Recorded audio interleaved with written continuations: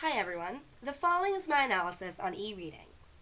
To be honest, before I chose this topic for my presentation, I was pretty undecided about the concept of e-reading. So I thought I needed to hear all the arguments for and all the arguments against it before I could make my verdict. Advocates of e-reading indicate that they prefer this method for many reasons. Many of the books available in electronic format are significantly cheaper than their print counterparts, or sometimes even free.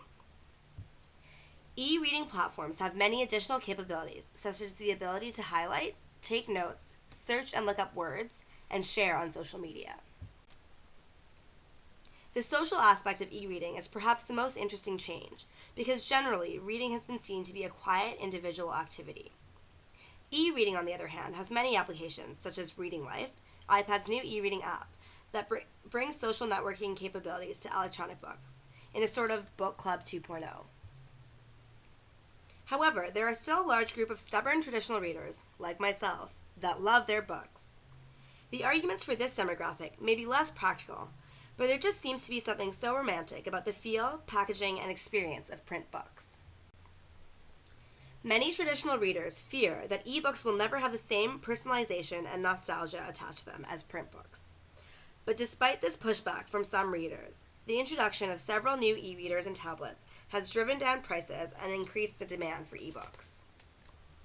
According to the Association of American Publishers, in 2010, e-book sales almost doubled to make up 9% of total consumer book sales.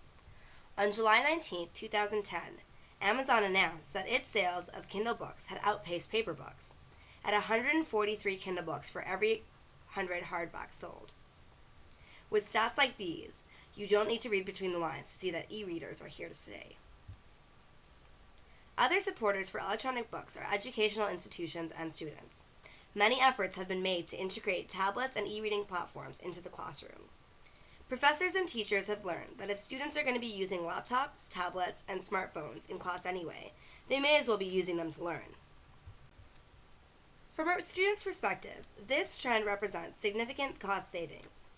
According to the National Association of College Stores, the average American student spends approximately $750 a year at their campus bookstore, and an average of $488 a year on new and used course materials. More than 32 cents of each dollar spent goes to paper, printing, and editing costs. Accessing school from a screen is also reflective of our cut-and-paste culture. Given the way our generation currently interacts with school material, the ability to share, compile, and compare content from various textbooks and sources is extremely valuable. On the other hand, the introduction of electronic books has posed a significant threat to printing businesses. The popularity of e-reading has some very serious implications for almost 600,000 people that are employed by this industry. For example, newspaper businesses are expected to lose 25% of jobs in the next 8 years. Intellectual property is also another concern that is threatened by initiatives such as Google's Library Project, which scanned and made searchable the content from collections of several major research libraries. This liberation of published material fueled the fire for several copyright lawsuits against Google. Even the platforms that are willing to pay publishers and authors for rights to their electronic content have very tight profit margins and do not give content owners much bargaining power. As new technology in e-reading continues to slash prices of published content, authors, publishers, and journalists will have to find creative ways to work with this new system. The final argument in favor of e-reading is that of its positive impact on the environment. More than 30 million trees are cut down annually to produce books sold in the U.S., and the total carbon footprint of the book publishing industry in 2006 was 12.4 million metric tons. That being said, the implications of books going electronic will be overwhelmingly beneficial to the environment. So to conclude, I have made my final verdict. In favor of e-reading.